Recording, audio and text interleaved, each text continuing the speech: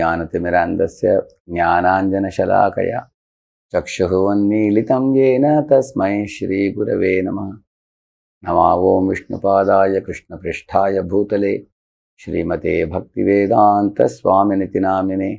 नमस्ते सारस्वते देवे गौरवाणी प्रचारिणे निर्विशेषशून्यवादी पाश्चात्यदेशतारिणे। वाञ्छाकल्पतरुभ्यश्च कृपासिन्धुभ्य एव च पतितानां पावनेभ्यो वैष्णवेभ्यो नमो नमः। जय श्री कृष्ण चैतन्य प्रभु नित्यानंद श्री अद्वैत गदाधर श्रीवासादि गौर भक्तवृंद। हरे कृष्ण कृष्ण कृष्ण हरे हरे, हरे राम राम राम हरे हरे। हम सर्वप्रथम मैं परम पूज्य लोकनाथ स्वामी महाराज के श्री चरणों में सादर दंडवत प्रणाम करता हूँ और आप सब वैष्णवों की कृपा आशीर्वाद की याचना करता हूँ कि हम श्रील गदाधर पंडित के संबंध में दो शब्द आज बोल पाए। आप लोग अच्छी तरह जानते हैं कि नाम जप करने के पहले प्रभुपाद जी ने बोला कि हमेशा हमें पंचतत्व महामंत्र की उच्चारण करना चाहिए। जय श्री कृष्ण चैतन्य प्रभु नित्यानंद श्री अद्वैत गदाधर श्रीवासादि गौर भक्त वृंद। तो प्रभुपाद जी बताते हैं अनेक तात्पर्यों में कि ये पंचतत्व महामंत्र का उच्चारण जो करता है उसके अंदर अपराध भावना निकल जाता है और वो जो नाम का हरे कृष्ण मंत्र का उच्चारण करेगा उसमें शुद्धता प्राप्त होगा उसको। तो मैं शुरुआत के दिनों में मुझे बहुत आश्चर्य होती थी कि सिर्फ ऐसे जैसे कृष्ण चैतन्य मंत्र बोलने से कैसे हमें अपराध से हम मुक्त होते हैं। ये बहुत समय से मुझे प्रश्न था मेरे मन में।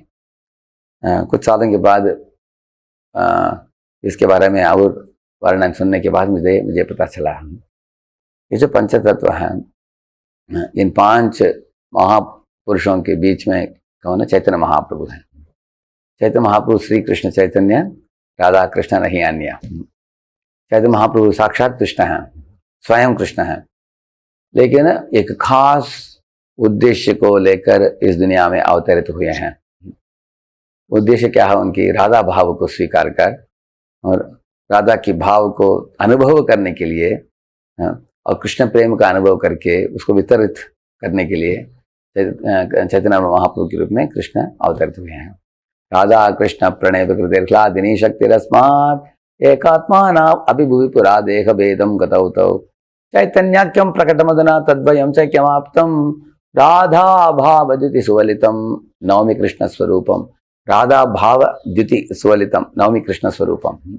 ऐसे श्रील स्वरूप दामोदर बताते हैं राधा भाव को स्वीकार कर आए हैं, लेकिन कौन है वो कृष्ण स्वरूप है, वो भगवान साक्षात कृष्ण है वो। तो चैतन्य महाप्रभु के बारे में यह वर्णन है। तो हम बड़े भाग्यशाली हैं क्योंकि 500 साल के पहले ही चैतन्य महाप्रभु अवतरित हुए हैं और कृष्ण राधा के भाव में जब आ जाते हैं और भी अति कृपालु परम दयालु होकर जिस प्रेम को अनुभव कर रहे हैं, जिस भक्ति भावना का अनुभव कर रहे हैं, उसी को वितरण कर रहे हैं बहुत मुफ्त में, बहुत सरलता से, बहुत आसानी से। लेकिन अकेले नहीं आए हैं वो, अपने साथ अनेक पार्षदों को भी साथ में लेके आए हैं। अभी चैतन्य महाप्रभु के इस बाजू में देखिए नित्यानंद प्रभु हैं, उस बाजू में गदाधर पंडित हैं। नित्यानंद प्रभु आदि गुरु हैं। आदि गुरु का मतलब है जैसे यष्टि गुरु हैं, समष्टि गुरु बोलते हैं। यष्टि गुरु हमारे गुरु दीक्षा गुरु जो होते हैं उनको यष्टि गुरु बोलते हैं, लेकिन सब सारे गुरुजन जो होते हैं उन सब की शक्ति किधर से आता है उसको समष्टि गुरु बोलते हैं।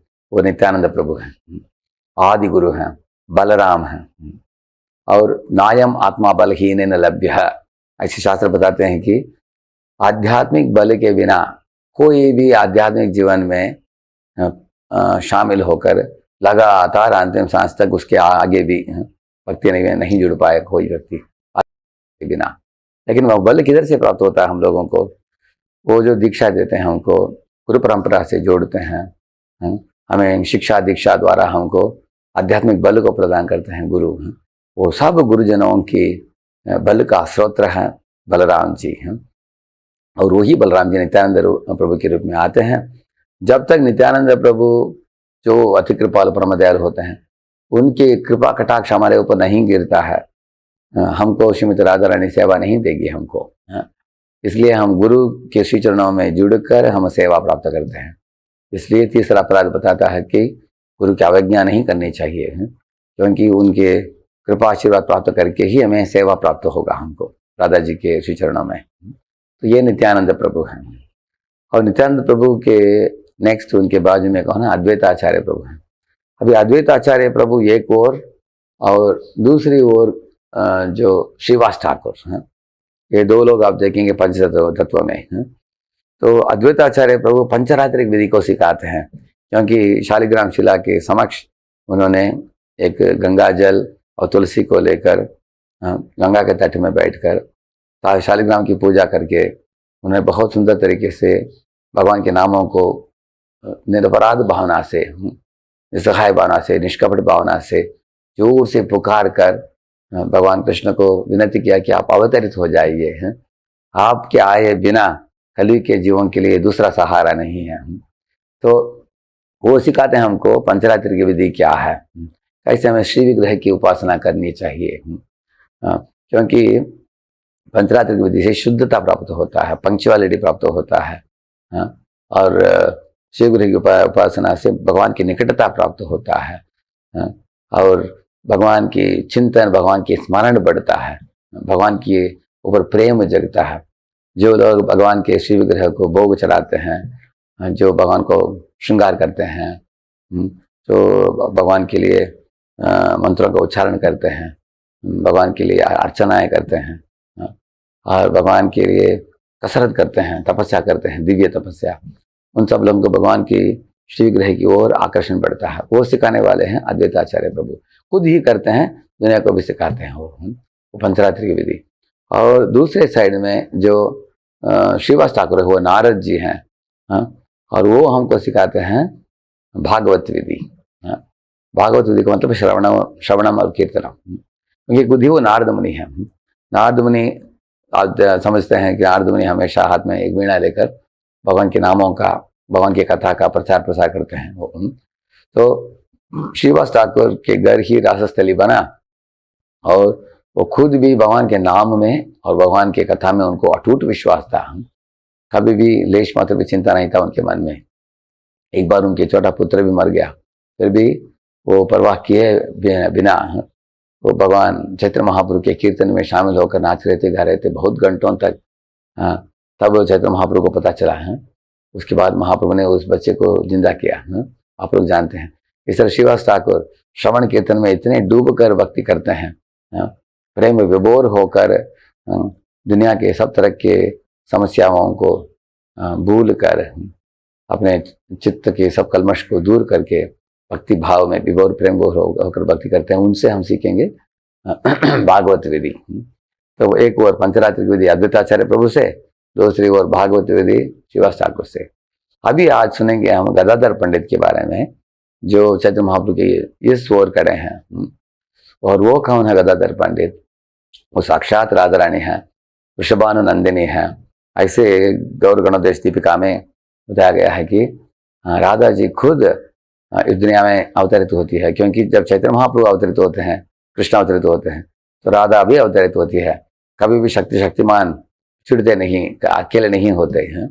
इसलिए उधर ही नवद्वीप धाम में श्री माधव मिश्रा और रत्नावती देवी, ऐसे माता पिता के उनके यहाँ गदाधर पंडित की अवतरण होता है। और रत्नावती देवी जो होती थी, वो सची माता को अपनी बहन ही मानती थी। ऐसे हैं दोनों बहुत निकट मित्र थे, और एक दूसरे के साथ अक्सर मिलते थे, एक दूसरे के घर में जाते थे वो।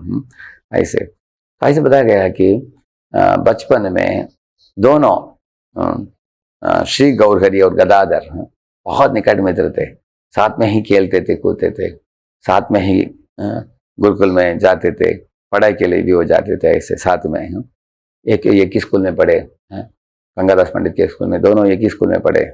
ऐसे बहुत निकट मित्र थे ऐसे।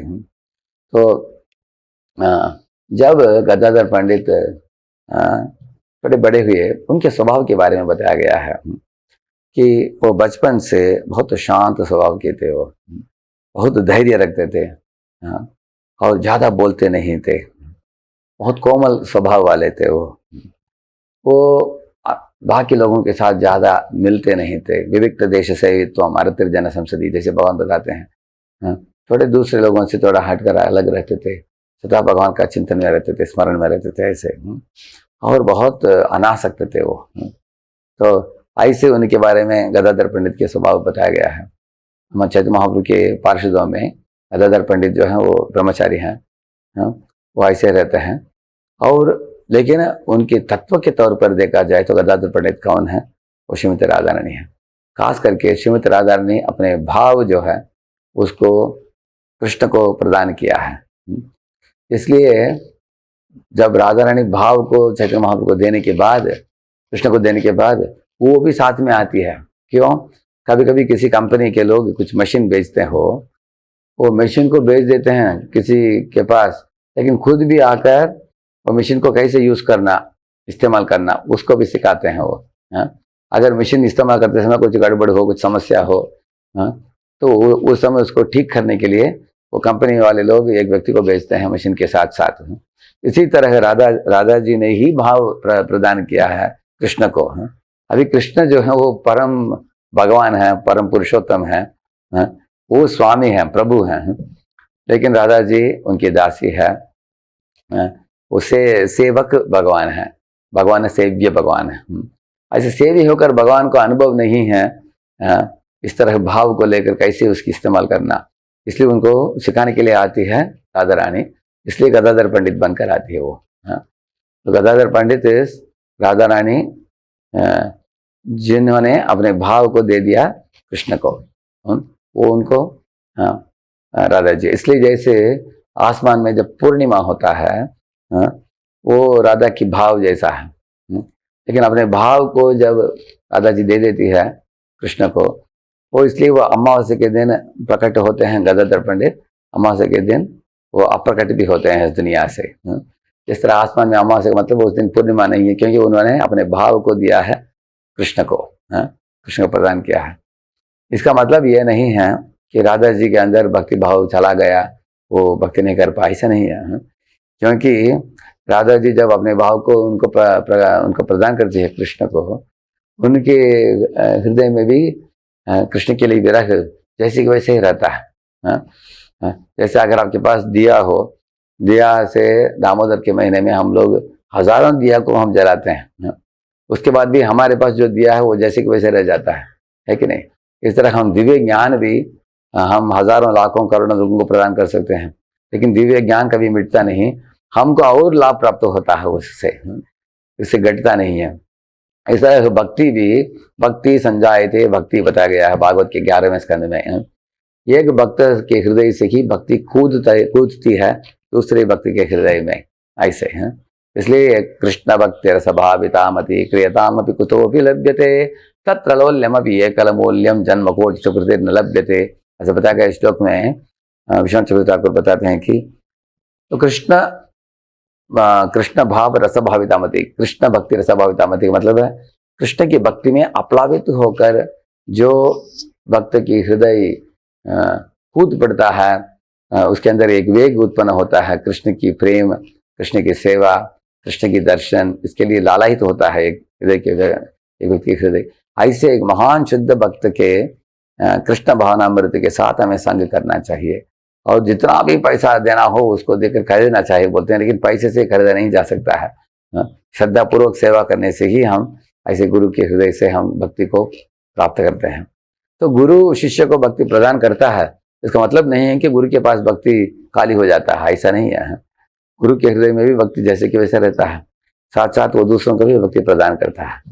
ऐसे ही राधा जी जब आती है, महाभाव को प्रदान करती है कृष्ण का अनुभव करने के लिए।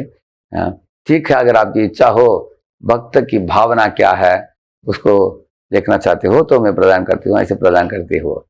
क्योंकि तुकाराम की एक सुंदर गीत है, उसमें बताते हैं कि हे विठल, आपकी खूबसूरती, आपकी मधुरिमा और आपकी भक्ति करने से होने वाले दिव्य आनंद इत्यादि के बारे में आपको क्या जानकारी है? आप तो स्वामी हो, लेकिन आपके दास जो है, हम लोग हैं, हम उसका अनुभव करते हैं। जिस तरह ये कमल के अंदर सुगंध, कमल का शहद, कमल की खूबसूरती, कमल की सुंदरता और उसकी मधुरिमा जो है कौन जानता है? वो कमल नहीं जानता है, लेकिन कमल में बैठकर उस मधु का सुगंध का अनुभव करने वाले भ्रमर जो है वो जानता है। तो हम तो भक्त हैं, हम भ्रमर जैसे हैं, और आप कमल जैसे खूबसूरत हो। हे विठल, आपको क्या मालूम आपके बारे में? ऐसे बोला। इसी तरह जब कृष्ण ने सुना इस तरह की बात, उन्होंने सोचा हाँ हाँ, मुझे भी इच्छा हो रहा है, मैं भी कमल को देखूं, मैं भी कमल को कमल का सुगंध लूटूं, कमल की मधु चखूं। इस तरह की जब भगवान को इच्छा होता है तब राधा के भाव को स्वीकारते हैं, उसका अनुभव करने के लिए। इसी क्षेत्र में आपको अगर कोई बोलते हैं आप विष्णु हो, आप कृष्ण हो, तुरंत वो हमने कान बंद कर लेते थे, बोलते थे विष्णु विष्णु विष्णु बोलते थे, क्योंकि मुझे याद मत दो, क्योंकि अगर तुम याद दिला दोगे कि मैं भगवान हूँ कि मधुरिमा चला जाएगा। जो मैं अभी अनुभव कर रहा हूँ, भक्त का अनुभव है, भक्त की भूमिका निभा रहा हूँ, तो मैं भक्त ही होकर इस लीला को पूरा करना चाहता हूँ। चैतन्य महाप्रभु ऐसे उनकी इच्छा थी ऐसे। तो अभी हम गदाधर पंडित के कुछ लीलाओं को सुनने से हमें पता चलेगा कि कैसे उन्होंने अपने भाव प्रकट किया है। ऐसे जब वो छोटे थे, निमाय पंडित के साथ वो खेलते थे ऐसे हैं, और ऐसे एक समय उधर नवद्वीप में ईश्वरपुरी आए थे, गोपीनाथ आचार्य के घर में। उधर आकर ठहर कर वो कथा बोलते थे। उस समय गदाधर पंडित भी पहुंच गए उधर। तो ईश्वरपुरी बहुत प्रेम किया उन्होंने गदाधर पंडित को, उनको भी आशीर्वाद प्रदान किया। रोज अपने एक किताब था उनका, एक कृष्ण लीलामृतम करके, उस किताब से वो कृष्ण कथा, कृष्ण लीला बताते थे। गदाधर पंडित ध्यानपूर्वक सुनते थे। तो गदाधर पंडित ने निमाय पंडित को भी बुला लिया, आप भी आकर सुनो। तो 7 महीने दिन रात गदाधर पंडित, निमाय पंडित, गोपीनाथ आचार्य सब लोगों ने कथा सुनी ईश्वरपुरी से, ऐसा बताया गया। और बाद में एक बार गदाधर पंडित के एक प्रिय मित्र थे, उनका नाम है मुकुंद दत्त। जिस तरह गदाधर पंडित निमाय पंडित के साथ बहुत मैत्री था उनका, ऐसे ही मुकुंद दत्त को बहुत प्रेम करते थे।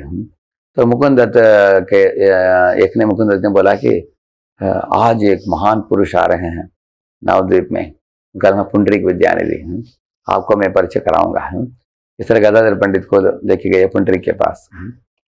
तो गदाधर पंडित और मुकुंद दत्त का आदत था कि कोई भी वैष्णव आ जाते हैं उनकी बस्ती में, तुरंत दोनों चले जाते थे, उनकी सेवा देते थे, उनसे कथा श्रवण करते थे, लीला कीर्तन सुनते थे ऐसे हैं। तो इसलिए पुंडरीक विद्यानिधि के आने पर गदाधर पंडित भी पहुंच गए उधर। लेकिन देखा उन्होंने, उनको बड़ा विस्मित हुए, क्योंकि पुंडरीक विद्यानिधि अच्छे अच्छे कपड़े पहने थे, बहुत धनी दिख रहे थे वो, अचानक अंगूठी पहने थे, नेकलेस पहने थे, ऐसे उनको दिख रहा था कि बड़ा ऐश्वर्यमय जी रहा है ये व्यक्ति। तब उनके मन में ऐसे एक प्रश्न उठा उनके मन में, अगर कोई व्यक्ति दिख रहा है कि वो भोग ऐश्वर्य इत्यादि से लिप्त है, आकर्षित है, ऐसे व्यक्ति के साथ संग करके हमको क्या लाभ प्राप्त हो सकता है? क्यों मुकुंद दत्त मुझे ऐसे व्यक्ति उनके पास लेके जा रहे हैं? ये तो मेरे प्रिय मित्र हैं। तो उन्होंने बोला था कि बड़ा वैष्णव है, समझ नहीं आ रहा है हमको, ऐसे वो सोच रहे थे अपने मन ही मन। अब मुकुंद दत्त ने सोचा कि गदाधर पंडित को मुझे दिखा देना चाहिए कि पुंडरीक विद्यानिधि कौन है। तब उन्होंने सुंदर तरीके से गीत गाया भागवत से, बर्हापीठम नटवर वपु कर्णयोर कर्णिकारं बिभ्रत्वास कनक कपिशं वैजयंतीं च मालां रंध्रान् वेणुरदर सुदया पूरयन् गोप वृंदारण्यम स्वपद रमणम प्राविशद गीत कीर्ति। उन्होंने गीत गाया कि वो ये जो खूबसूरत व्यक्ति है भगवान श्री कृष्ण, जो मुरली बजाते हैं, जिनके बाल घुंघराले बाल हैं, जिनके पीताम्बर चमक रहा है, जिनके शरीर में अनेक सुंदर सुंदर आभूषण पहना है माँ यशोदा ने, और अपने निकट अनेक गोप बालकों को साथ में लेकर वृंदावन के जंगल में वो प्रवेश करते हैं, जिधर कोयल कुहू कर रहा है, मोर नाच रहा है, और हिरण उनको प्रेम से दिख रहे हैं। ऐसे जंगल में प्रवेश कर रहे हैं कृष्ण। ऐसे कृष्ण को छोड़कर मैं किसके बारे में मैं सोच सकता हूँ। इस तरह एक सुंदर गीत है भागवत में। साथ साथ उन्होंने ये भी गाया, अहोबकीयम स्तन कालकूटम जिघांसयापाय यदप्यसाध्वी लेभे गतिम दात्रिमुचिताम ततोन्यम कम वा दयालुम शरणम व्रजेम। हम ये प्रार्थना में बताया गया है कि बकी का मतलब है पूतना। पूतना नामक राक्षसी अपने स्तन में एक बहुत गहरा एक विष, कालकूट विष को उन्होंने लेपन करके कृष्ण को मारने की योजना के साथ आई थी। ऐसे राक्षसी को भी कृष्ण ने उद्धार किया, उनको अपने माँ का स्थान दिया, धात्री का स्थान दिया अपने धाम में। इस तरह ऐसे कृष्ण को छोड़कर मैं किसकी मैं शरण ले सकता हूँ। इस तरह ये गीत को सुना पुंडरीक उद्यानिधि ने, जोर से वो रोने लगे, जमीन में लोट पोटने लगे, अपने कपड़े को फाड़ने लगे, भागने लगे, दौड़ने लगे, रोने लगे। ऐसे प्रेम विभोर होकर अष्ट सात्विक विकार प्रकट हुआ उनके शरीर में। कृष्णा कृष्णा कृष्णा कृष्णा ऐसे जोर से कृष्ण का नाम पुकारते हुए अपने आप को कंट्रोल नहीं कर पाए हो। तब गदाधर पंडित ने देखा कि ये साधारण पुरुष नहीं है, ये महान शुद्ध भक्त है। मेरा गलती हो गया, इनके बारे में मैंने मन में गलत सोच बैठा, बाहरी उपाधियों को देखकर अफसोस हुआ उनके मन में। तब उन्होंने सोचा कि इनसे मैं दीक्षा ले लेना चाहिए ताकि मेरे अपराध दूर हो जाएगा, मैं दीक्षा लूंगा और सेवा करूंगा इनकी। इस तरह उन्होंने अपने मन को प्रकट किया मुकुंदत्त को, और मुकुंदत्त ने पुंडरीक उद्यानिधि से विनती किया कि आप दीक्षा दीजिए इनको। तब पुंडरीक उद्यानिधि बहुत खुश हुए। उन्होंने बोला कि ये मेरी भाग्य है कि ऐसे गदाधर पंडित जैसे एक रत्न मेरे शिष्य के रूप में मुझे प्राप्त हुए हैं, मैं क्यों नहीं स्वीकारूंगा, मैं बहुत खुश हूँ। तब बोलकर उन्होंने उनको स्वीकारा। इस तरह से आप देखेंगे गदाधर पंडित जो हैं वो पुंडरीक उद्यानिधि के शिष्य बने। वो मैं गया था पुंडरीक धाम में बांग्लादेश में, उधर हमने देखा पुंडरीक उद्यानिधि तो राधा रानी के पिताजी हैं, वृषभानु हैं, तो अपने पिताजी से ही दीक्षा ले रही है वो राधा रानी। गदाधर पंडित ले रहे हैं ऐसे। तो उसी गांव में उनकी जन्म हुई थी, पुंडरीक धाम में। तो जैसे मैंने आपको पहले बताया गदाधर पंडित बहुत कोमल स्वभाव के थे, तो वो कभी कभी निमाय पंडित तार्किक शिरोमणि का लीला जब निभा रहे थे, तर्क वितर्क बहुत करते थे। कभी गदाधर पंडित को बोले थे, गदाधर पंडित आ जाओ, मुक्ति की परिभाषा बताओ। तो कुछ वो बोलते थे गदाधर पंडित, उसके विरुद्ध कुछ बोलते थे निमाय पंडित। तो गदाधर पंडित मानते थे, तो निमाय पंडित और उसके भी विरुद्ध कुछ बोलते थे। ऐसे बोल बोल कर न्याय शास्त्र के तौर पर बहुत वाद विवाद करते थे, जो अच्छा नहीं लगता था गदाधर पंडित को, क्योंकि वो कोमल स्वभाव की थी, जैसे मैंने बताया आपको पहले। तो दूर से ही निमाय पंडित को देखकर कभी वो भाग जाते थे। मुकुंद भी ऐसे ही थे, मुकुंद और गदाधर पंडित दोनों भाग जाते थे उनको देखकर। तब निमाय पंडित जोर से बुलाते थे, हे मुकुंदा, हे गदाधर, ऐसा एक दिन आएगा, देखो जब शिव जी और ब्रह्मा जी भी मेरे साथ बैठकर भक्ति करने के लिए आएंगे, मेरे भक्ति से प्रभावित होंगे। ऐसे बोला उन्होंने। तो ऐसे ही निमाय पंडित ने महान भक्ति की प्रकट की जब ईश्वरपुरी के पास जाकर दीक्षा लिया गया में। अपने पिताजी के श्राद्ध करने के बहाना बताकर गए थे वो, लेकिन खास करके दीक्षा लेने के लिए गए थे। दीक्षा लेकर वापस लौट आए। ऐसे एक प्रेम उमड़ पड़ा उनके हृदय में, हे कृष्ण आप किधर हो, हे श्याम वर्ण कृष्ण, हे आप किधर हो, हे वृंदावन, हे वृंदावन के नाथ आप किधर हो, हे नंद के पुत्र आप किधर हो। तो इस तरह अलग अलग, यशोदानंदन आप किधर हो, इस तरह पुकार पुकार कर वो रोते थे ऐसे। तो ये संदेश पूरे नवद्वीप में पहुंच गया लोगों को। सब लोग समझ गए कि निमाय पंडित विशुद्ध भक्त बन गया। अभी सब लोग देखने के लिए आए।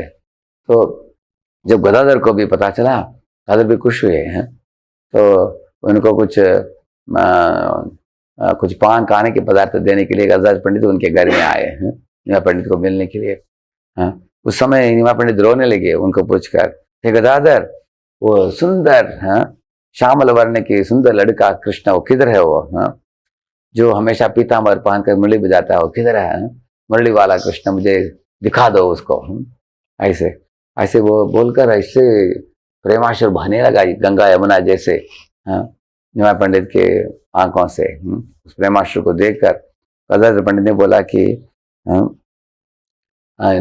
उनको उनको चिंता मत करो। हाँ, तुम्हारे हृदय में ही भगवान विराजमान है, वो अंतर्यामी है, सबके हृदय में है, तुम्हारे हृदय में भी है।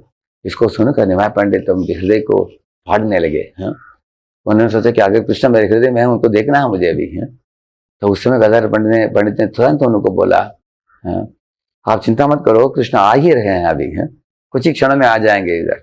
तो उसको सुनकर निमाय पंडित शांत हुए।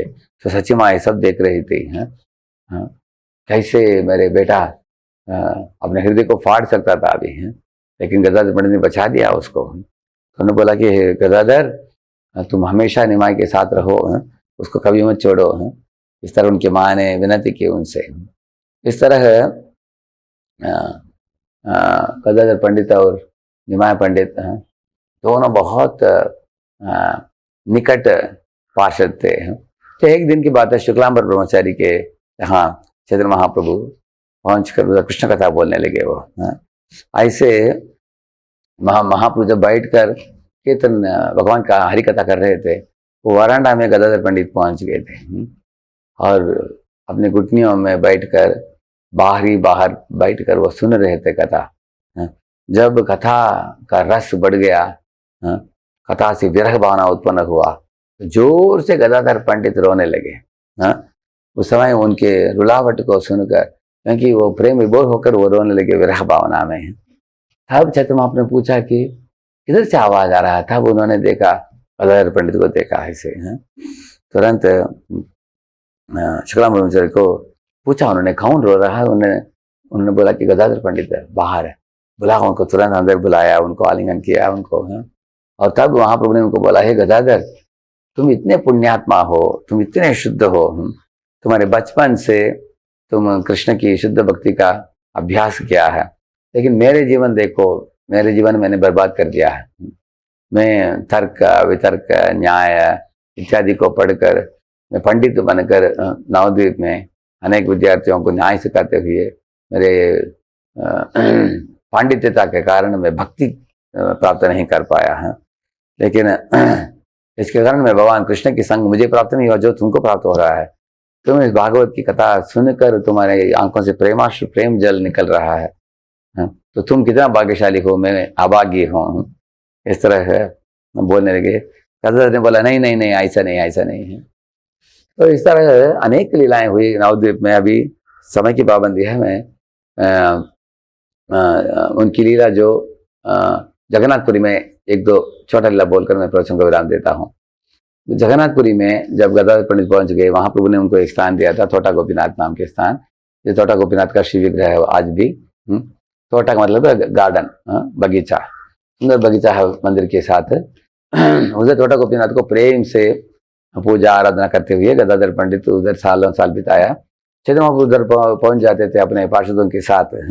रामानंद राय, चैतन्य महाप्रभु, शरण भट्टाचार्य, स्वरूप दामोदर, रूप सनातन, हरिदास ठाकुर, सब पहुंच जाते थे उधर। उनके साथ बैठकर सुनते थे श्रीमद् भागवत। और गदाधर पंडित अपने भागवत को खोलकर पढ़ते थे। वो गाते थे श्लोकों को और उसके बारे में बोलते थे। चैतन्य महाप्रभु और कुछ, वो भी कुछ बोलते थे। वहां पर वो सुनकर बहुत आनंद लूटते थे। जैसे ध्रुव चरित्र, प्रहलाद चरित्र इत्यादि सुनते थे महाप्रभु। सुनने के बाद महाप्रभु बोलते थे, और एक बार बोलो, ध्रुव चरित्र को रिपीट करो, प्रहलाद चरित्र को रिपीट करो, ऐसे बोलते थे महाप्रभु। उनको अच्छा लगता था ऐसे। आपने एक पिक्चर देखा होगा जिधर चैतन्य महाप्रभु बैठकर सुन रहे हैं गदाधर पंडित के साथ ऐसे। तो ऐसे समय बिताया गदाधर पंडित ने। दो खास चीज था उनका, एक है भागवत सुनाना, दूसरा है भगवान छोटा गोपीनाथ की पूजा आराधना करना। अपने वृद्धावस्था में गदाधर पंडित पूजा करने में उनको भगवान को हार पहनाना, भगवान के कपड़े बदलना थोड़ा मुश्किल हुआ उनको। उसको देखा छोटा गोपीनाथ उनकी सेवा से प्रसन्न होकर, प्रेरित होकर वो बैठ गए। वो बोले कि तुमको इतना दूर पहुंचा नहीं पाओगे, मैं ही बैठ जाता हूँ, आप आराम से सेवा करो। तो बैठ कर सेवा लिया उन्होंने। इसलिए आजकल भी आप देखेंगे छोटा गोपीनाथ के श्री विग्रह ऐसे बैठा हुआ अवस्था में आप देखेंगे ऐसे हैं। ऐसे महाप्रभु, महाप्रभु उसी विग्रह के अंदर प्रविष्ट हुए अपने अंतिम लीला में। छोटा गोपीनाथ के विग्रह के अंदर प्रविष्ट होकर भगवान अपने धाम चले गए। तो गदाधर पंडित भी चले गए। तो इस तरह के उधर रहते समय, जगन्नाथ में रहते समय गदाधर पंडित क्षेत्र संन्यास लिया था उन्होंने, ताकि मैं छोटा गोपीनाथ की पूजा आराधना कर पाऊँ। लेकिन एक समय उनको पता चला कि क्षेत्र महाप्रभु पुरी छोड़कर प्रचार काम के लिए बाहर जाने वाले हैं, दक्षिण भारत, नहीं तो कभी वृंदावन जाने के लिए जा रहे हैं। तो उनको बहुत शौक हुआ कि मुझे मालूम नहीं था कि महाप्रभु हम लोग को छोड़कर भी जाएंगे इस तरह। तो बोले कि मैं भी जाऊंगा उनके साथ। तो महाप्रभु बोले नहीं नहीं, तुमको आना नहीं, तुमने क्षेत्र संन्यास लिया है। वो बोले कि मेरे क्षेत्र संन्यास को बाढ़ में जाने दीजिए, हैं, मुझे परवाह नहीं, क्योंकि आप जिधर हो वो ही मेरे लिए वृंदावन है। फिर भी महाप्रभु ने अलो नहीं किया, परमिशन नहीं दिया। तो बेहोश होकर गिर पड़े गदाधर पंडित। महाप्रभु आगे चले गए, लेकिन महाप्रभु वृंदावन नहीं जा पाए। वो राम के लिए जाकर वापस लौट आ गए। तो आकर महाप्रभु ने गदाधर पंडित को बोला कि गदाधर, तुमको साथ में नहीं लेके गया, तुम्हारी बात नहीं माना मैंने, इसलिए कृष्ण ने मुझे वृंदावन में जाने के लिए अनुमति नहीं दिया। ऐसे बोले वो। इतना उनका निकट प्रेम था। ऐसे अनेक सुंदर सुंदर लीलाएं हुई। तो आज के सत्र में हमने 5 तत्वों के बारे में, पंच तत्व जो है, तो पंच तत्व जो है, जो चैत्र महाप्रभु, नित्यानंद प्रभु, अद्वैत आचार्य प्रभु, गदाधर पंडित और श्रीवास के बारे में 2 शब्द बोला मैंने। और आज गदाधर पंडित के आविर्भाव दिन है, इसलिए हमने गदाधर के बारे में और कुछ हमने लीलाएं समझाया आज। तो हम लोग नाम जप करते हैं, नाम जप करते समय प्रार्थना करनी चाहिए श्री कृष्ण चैतन्य, जो कृष्ण है राधा के भाव में, श्री कृष्ण चैतन्य प्रभु नित्यानंद, जो आदि गुरु है नित्यानंद प्रभु हैं, और श्री अद्वैता, जो पंचरात्रि की विधि सिखाने वाले अद्वैताचार्य प्रभु हैं, गदाधर, जो राधा है अपने भाव को प्रदान किया कृष्ण को, और साथ में आती है कृष्ण को आश्वासन देने के लिए, और उस भाव के द्वारा भक्ति की अनुभव कैसे किया जाए वो सिखाने के लिए। और श्रीवास आदि, तो नारद मुनि हैं जो भागवत विधि सिखाने के लिए आए हैं। गौर भक्त वृंदा है, और बाकी सब गौर भक्त वृंदों के चरणों में हम आश्रित होकर हम नाम जपते हैं। इस तरह ही इस मंत्र को जप करके निरपराध भावना के साथ हम जब नाम जपते हैं, इस पंचतत्व महामंत्र को बोलकर, उसके बाद हरे कृष्ण मंत्र, हरे कृष्ण कृष्ण कृष्ण हरे हरे, हरे राम राम राम हरे हरे। इस तरह इन महान महान व्यक्तियों की कृपा प्राप्त करके हमें नाम जप में शामिल होना चाहिए। ऐसे प्रभुपाद जी बताते हैं, उसके द्वारा नाम जप में रुचि बढ़ेगा, नाम जप में अपराध निकल जाएगा, और इन पंच तत्व के महान अवतारों की कृपा हमें हमारे जीवन में प्राप्त होगा। इस तरह प्रभुपाद जी ने इस पंच तत्व मंत्र को देकर सारे दुनिया में, पाश्चात्य देश में भी लोगों के अपराधों को हटाकर उनको हरि नाम में रुचि प्रदान किया श्री प्रभुपाद जी ने। श्री प्रभुपाद की, हरि नाम प्रभु की, गौर भक्त वृंद की, श्री गदाधर पंडित की। Thank you very much. Hare Krishna.